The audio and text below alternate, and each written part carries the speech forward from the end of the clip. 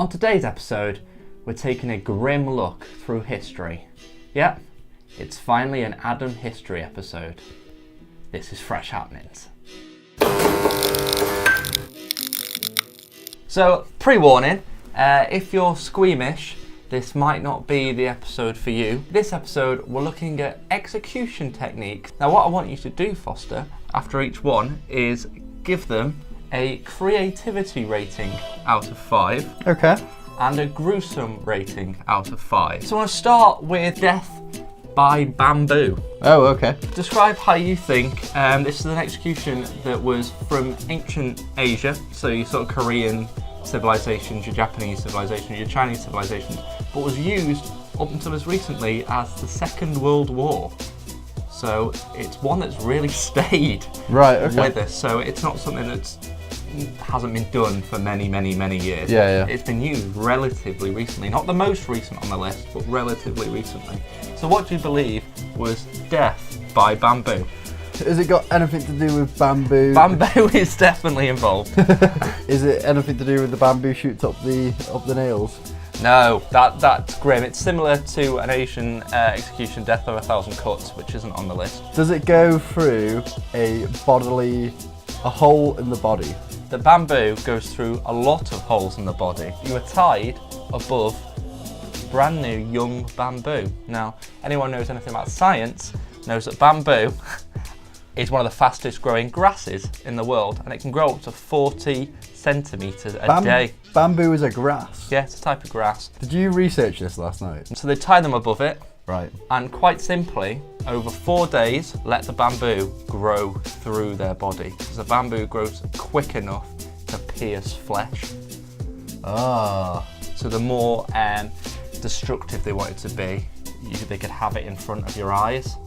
So you could watch it over 4 days, grow closer and closer. Oh, it's kind of terrifying. So what are you giving it for a creativity? Let's put it as a 3 then. We'll let you rank them at the end, so go with a 3 for now. Okay. And how gruesome are you going for with this? You did do the classic face, which is always a good sign. Yeah, 5 on gruesome. It's pretty grim. Yeah. No one wants a plant growing inside of them. And I like gardening. And you're like, brilliant. And number 2 is the Brazen Bull. And it was an execution technique used in ancient Greece. Now that was 2 bulls, and they put chains on one bull, and then they put chains on another bull, and then they put those chains on your legs and your arms, and then they got the bulls, they slapped the bulls' asses, and then the bulls ran the other way. Oh no, they didn't do that, they had the red sheep. They flashed a red sheep. Yeah, what is that awful sport called? Bullfighting. Bullfighting, yeah. And then the bulls ran in 2 directions and ripped you in half. That's what it was. That is actually an execution technique, not the Brazen Bull, but that was actually done with horses in medieval Europe. The Brazen Bull, it's kind of grimly good architecture. So the Brazen Bull was a huge, either brass or copper and metal bull. Okay. And you'd have a little flap on the side. Yeah. And they'd put said prisoner inside it. Right. And lock it. Right. Then they'd light a fire underneath it. Okay. So it basically worked like an oven. So the guy would be cooked inside this Brazen Bull. Probably take a matter of hours. Yeah. Now what makes it even more grim is that the inventor cleverly made a mixture of pipes and tubes that when a human scream was inside, it would contort it so it sounded like a bull's roar when it came out. Right. So you'd hear this sort of bull roar rather than human screams from inside this bull. Wow. Best part of the story of the Brazen Bull is that the inventor gave it to the king and went, look, this is a brilliant contraption. I've made it, it can do this. And the king goes, oh, can you prove it? Get inside. And they cooked him. Oh, wow. Did they not like him? I think they let him out just before he died, but I think the king was just an asshole. Wow, what a psycho. Creativity and gruesome score on the Brazen Bull. Creativity, 1, because it's an oven. And then gruesome, yeah, it's pretty bad, isn't it? I wouldn't say it's as gruesome as the bamboo, so I'll give it a a 3. So the next one we've got to briefly discuss is what's called the Judas Cradle. The Judas Cradle. The Judas Cradle. Okay. So Judas, he was an idiot, wasn't he? It was used by religious groups in the Middle Ages. Yeah. As a torture technique that could be used to execute. So the Judas Cradle is, they put you in, it's essentially a hammock.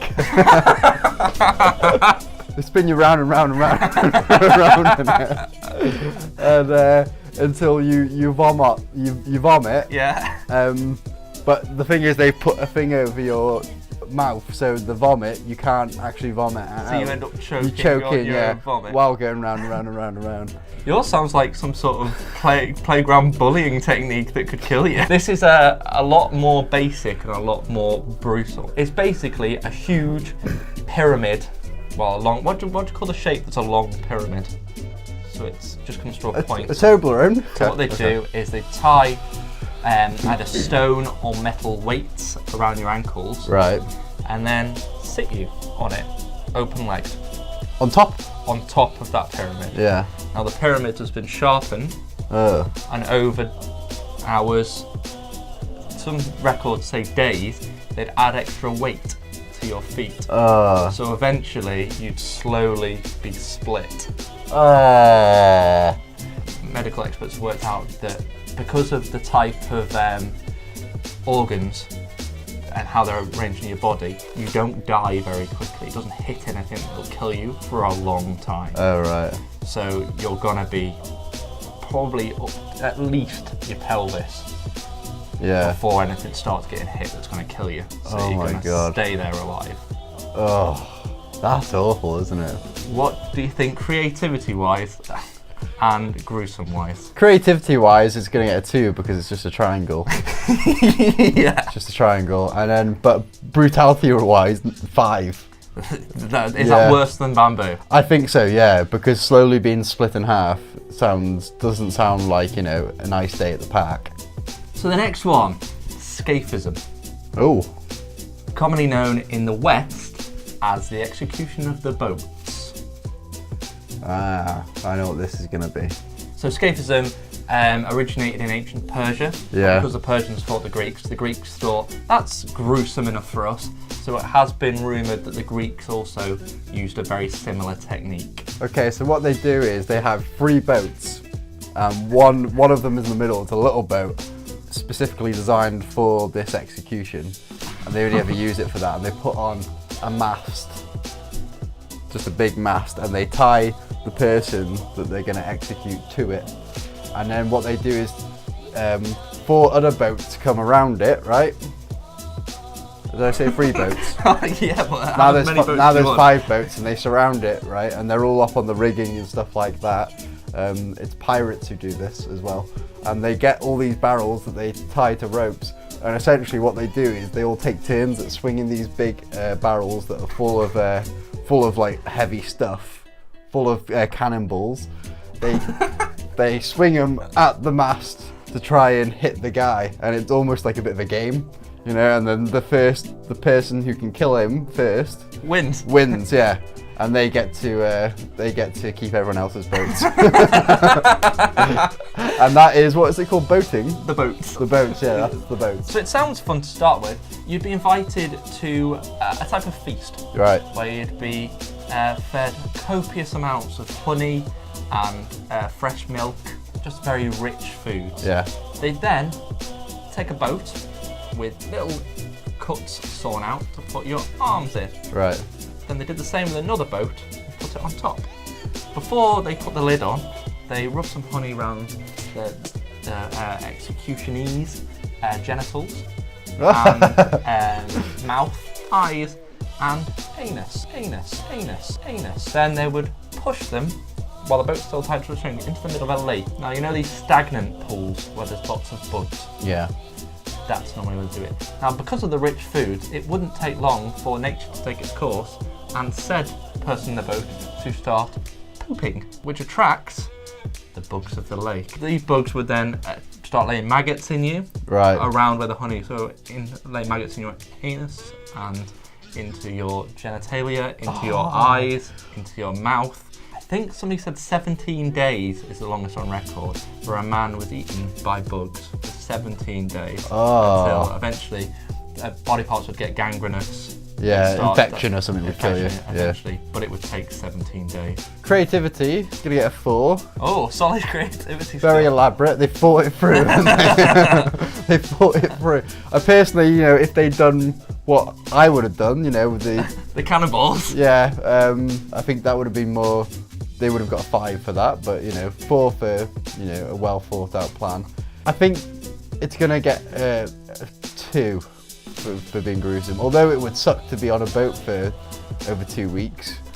Like, you're not really gonna feel the bugs eating you, really. So yeah, I'm gonna give them a 1 for how gruesome it is. The next one is a Viking execution. It was only ever done to royals, the Blood Eagle. Right.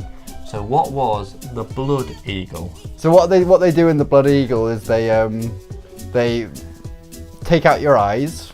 Right, okay, solid start. Yeah, they take out your eyes and then they put 2 talons of an eagle into your eye sockets like that. Inward, like claw first or claw up? Claw first, yeah, into it, and then they sew it up so the eagle's going mental. And right, so it's a live eagle. Yeah, oh and the eagle just ravages, just completely decimates the guy. That's arguably more rough than what the Vikings actually did. Well, you know what? They should have come to me for their execution. Should have been a Viking warlord, Chris. What they used to do is lay a king or something down, normally kneel him for embarrassment of having to kneel in front of whoever's beaten them. They would then, this is a masterstroke in medicine from such an early era, but they would cut the back open. Yep. Pull the ribs through. Oh. So from here, click them all back to make wings. Right. And then to add to this wing decoration, they would separate the bodily organs while still all attached, which is where it's very clever. And then would put that on top of the wing to make a complete eagle wing out of your 2 lungs would be split apart to make this bloody eagle until you obviously die from bleeding out. But at one point you would be lying there, still alive, with everything separated onto your back. Why would they do that? Pretty grim. I wouldn't like that. I think they could have a 5 for creativity and a 4 for gruesomeness. So we will end on the most recent. This is called the Colombian Necktie. People believe it started around 1948. Okay. So it is a 20th century execution. Yeah. What did it involve a Colombian necktie? Okay, yeah. So they get some piano wire. Right. Okay. And then they tie that into like a necktie, and then they connect that piano wire to a meat grinder. That pulls it, and that like slices your neck anyway. Yeah. And chokes you. So you can either pretty much decapitate yourself with a piano wire, or your head goes into a meat grinder. Or into the meat grinder, yeah. So what they would do is they would cut part of your neck open, avoiding arteries. Right. And then simply pull your tongue through to make a tie. Well. Simple, quick, and modern. Creativity. 3. Gruesome. 1. Which ones have stood out for you? The Toblerone. The Toblerone. The Toblerone, yeah. Judas Cradle. So there we go. That is a little step into Adam's history, and there will be many more coming. Like, share, and subscribe, and please let us know in those comments which one you thought was the most creative and most gruesome. I've been Adam. This has been Chris. See you tomorrow on another Fresh Happenings. No, you won't see them tomorrow. You'll see them on Friday. We'll see you next time on another Fresh Happenings. Bye bye. Anus.